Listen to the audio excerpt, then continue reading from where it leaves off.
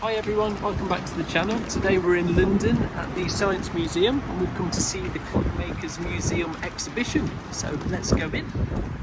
So for the remainder of the video I'm going to be doing a little voiceover for you all of our lovely trip. So on the second floor is where the Clockmakers Museum is in the Science Museum, and it is called the Clockmakers of London, the oldest clock and watch museum in the world, according to this lovely tapestry on the entrance. And contained inside these cases are the amazing, lovely artefacts that we'll be showing you today. This is our tour guide, Robert. First pendulum that would control clock. Robert has one of those voices that just pulls you in and doesn't let you go. He's so interesting to listen to, and you can just feel his passion for the whole world of clocks and the history of them and horology as a whole. And I don't think there's anything that Robert doesn't know. I think he's actually fourth in line to be the master of the whole Science Museum, which is really cool and really interesting. But later in the year, and it will be open to the public, we're having an exhibition of grey gauge watches. Brass, because if it has ivory on it, you can't export it to the States. You can't export it to anywhere because it's... I love the variety of clocks and watches through the ages, and here is a lovely selection of pocket watches, and look how tiny that one is. I'm going to come back to that one later because it's so amazing. But the craftsmanship in these watches is unlike anything we really see today. There was no real machinery back then, you know, a lot of this was done by hand, the painting. So after the tour we were very hungry, so we dashed out and we found a lovely restaurant called Wolf and Lamb in South Kensington. We had this lovely mushroom pasta with a tomato mushroom bruschetta, which was essentially mushroom and tomato on toast. But then we dashed back to the museum and the exhibition because we wanted to show you everything in a bit more detail. I'm unsure of exactly how long this exhibition is running for, but according to the website, the dates for the guided tour run out after June. So I'd say if you really want to make the most of it, you've got to go before the end of June, because if Robert is taking you around or someone else, it really elevates that experience because you really learn about every single artifact that I'm showing you here in this video.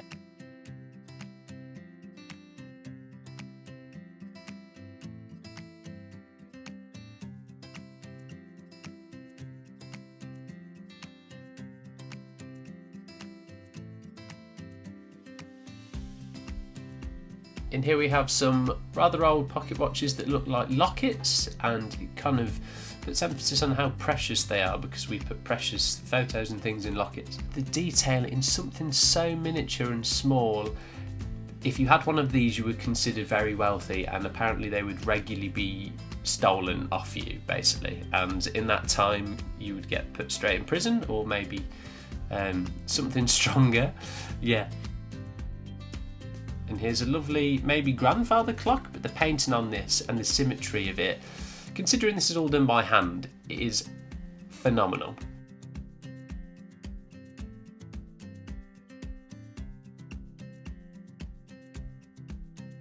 This is a smaller scale replica of the first ever clock that was on a ship. Here's a strange lady waving at me through the glass, and here is one of our favourite pieces that we saw in the whole exhibition. I believe a large pocket watch, a watch by Largum Kendall, and this is from the 1700s, and it's just baffling that something so beautiful could travel through time and, you know, retain that kind of beauty that it has. It's crazy. I do love the really nice wooden boxes that all of these kind of old clocks and pocket watches and watches seem to be kept in back then. You know, you could tell that these were such prized items. Here are some more pocket watches, and the design, the variation between them is incredible. I think a lot of the pocket watches back in these days were one-off pieces and, like I say, all handcrafted. And this was in minimal daylight as well. You know, they didn't really have electric lamps like we do now.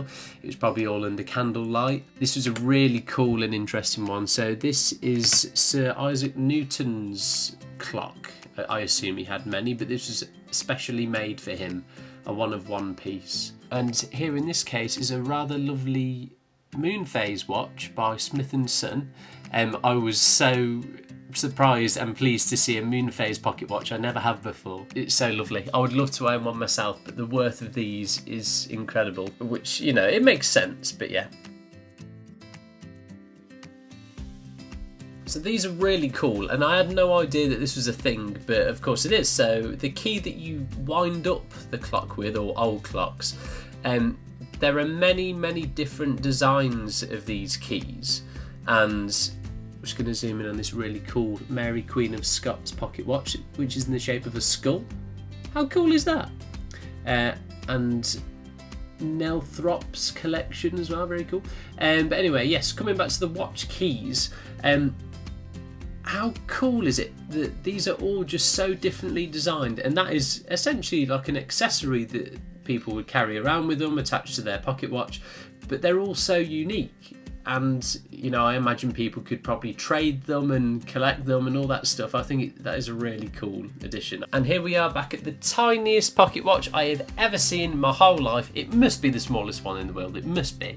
You could swallow it, you know, and then you'd always be on time. So this is really cool. So everything in there is used to make the watch on the left. Every single little thing, every tiny little cog. It's incredible. This was a lovely feature too. So this is something that Robert didn't really talk about, but as an artist, I love art stuff. These are what would be imprinted on the case of a pocket watch. Really lovely. This is a really interesting bit. So this is right at the end. George Daniels' little section. He's the creator of the Coaxial Movement, which Omega is renowned for. And they, I believe, bought the rights to it, so they are the only watch brand that officially can say that they use the Coaxial Movement. And in this little case, we were surprised to see a Patek as well, very cool, and this lovely vintage old Omega too. But that's it for the vlog, guys. I hope you've enjoyed it, and I really do recommend that you go and see it yourself to see those watches, those old clocks in all of their beauty yourself, and to learn about them. And if you're very lucky, Robert will be there too. But for now, until next week, see you later.